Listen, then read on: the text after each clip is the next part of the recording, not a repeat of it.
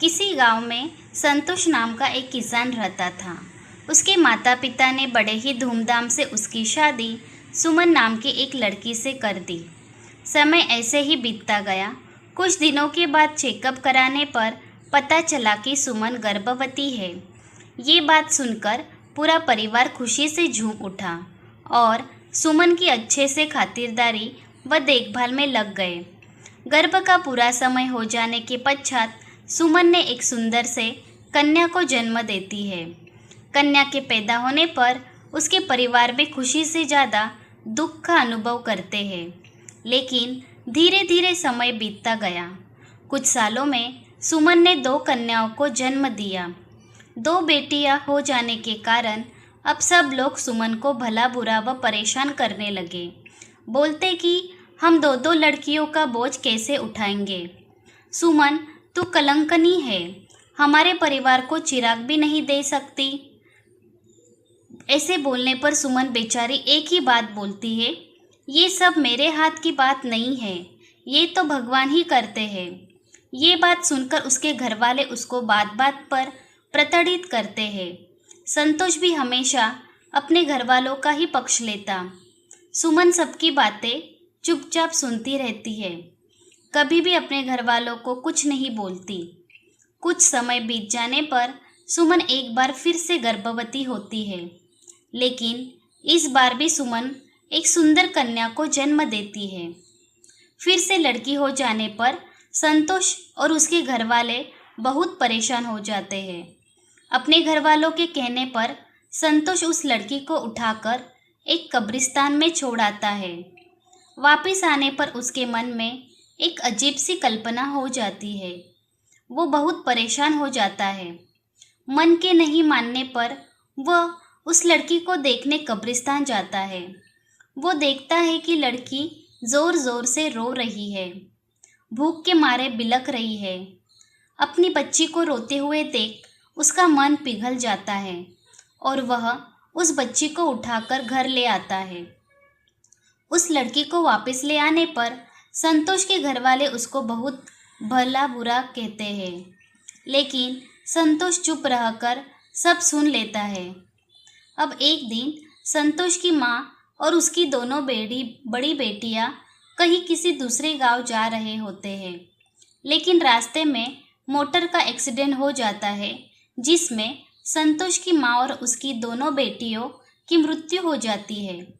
ये खबर सुनकर संतोष और सुमन बहुत दुखी होते हैं, लेकिन समय के साथ साथ सब अपने जीवन में व्यस्त हो जाते हैं और इस घटना को भूल जाते हैं। अब संतोष के मन में फिर से विचार आता है कि उसका भी एक बेटा होना चाहिए जो बुढ़ापे में उसका सहारा बने। अब संतोष और सुमन अपना पारिवारिक जीवन जीने में व्यस्त हो जाते हैं। डॉक्टर द्वारा चेकअप कराने पर पता चलता है कि सुमन फिर से गर्भवती है।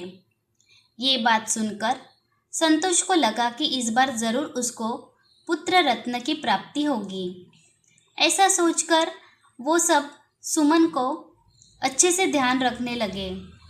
इस बार भगवान ने भी संतोष की सुन दी और इस बार सुमन 2 सुंदर जुड़वा लड़कों को जन्म देती है। लड़कों के पैदा होने पर संतोष और उसके परिवार वाले बहुत खुश होते हैं।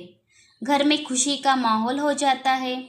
गीत संगीत का आयोजन व भोज का प्रबंध उसके परिवार के लोगों द्वारा बड़े ही धूमधाम से किया जाता है।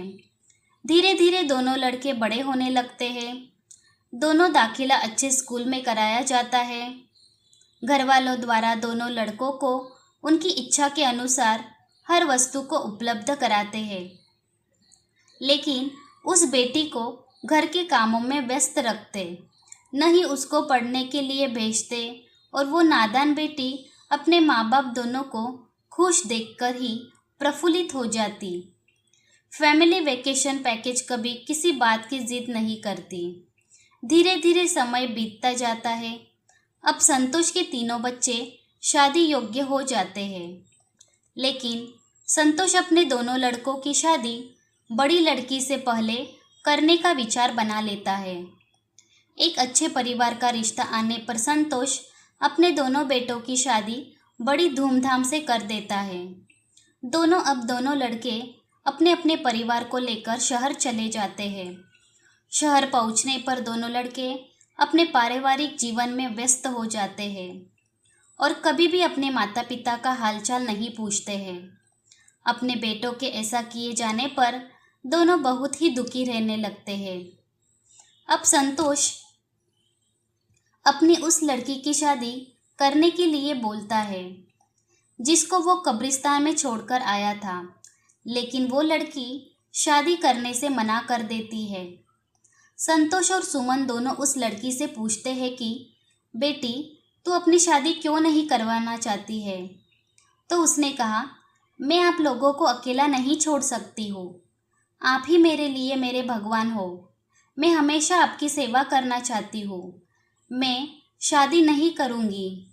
बेटी की ये बात सुनकर दोनों फूट फूट कर रोने लगते हैं और अपने द्वारा किए गए कर्मों को सोच सोच कर बहुत रोते हैं। संतोष बोलता है, फैमिली वैकेशन पैकेज सुमन, मुझसे बहुत बड़ी गलती हो गई है जो मैंने लड़के और लड़की में अंतर समझा। मैं अपने आप को कभी माफ़ नहीं कर पाऊँगा। ऐसा बोलते हुए संतोष ने अपने बड़ी बेटी को अपने गले लगा लिया और बोला, मेरी बेटी ही मेरा खानदान का चिराग है। अब संतोष ने एक अच्छे से लड़के की तलाश शुरू कर दी। किसी रिश्तेदार ने बताया कि एक लड़का है जिसके माँ बाप नहीं हैं, लेकिन वो बहुत संस्कारी और व्यावहारिक है।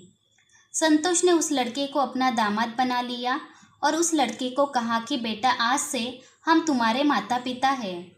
अब उसकी बेटी दामाद सब खुशी से रहने लगे, लेकिन संतोष आज भी सबको एक ही बात बोलता है, मेरी बेटी ही मेरे घर का चिराग है। देखता हूँ जब बेटी का प्रफुल्लित चेहरा जो डाले रखता है, मेरे मन प्रसन्न पहरा। कच्ची मिट्टी से होती है ये बेटियाँ, देखकर बाबुल की खुशियाँ, ढूंढ लेती उसमें अपना सवेरा। कैसे कहूँ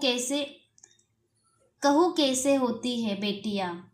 दोस्तों, इस कहानी के माध्यम से मैं पाठकों से सिर्फ एक ही बात कहना चाहता हूँ, कुछ लोग बेटों के ही चाहत में न जाने कितनी मासूम बेटियों को इस संसार में आने से पहले ही मिटा देते हैं और हम लोग का भ्रम होता है कि बेटा ही हमारे खानदान का चिराग होता है, जबकि बेटियां भी किसी से कम नहीं।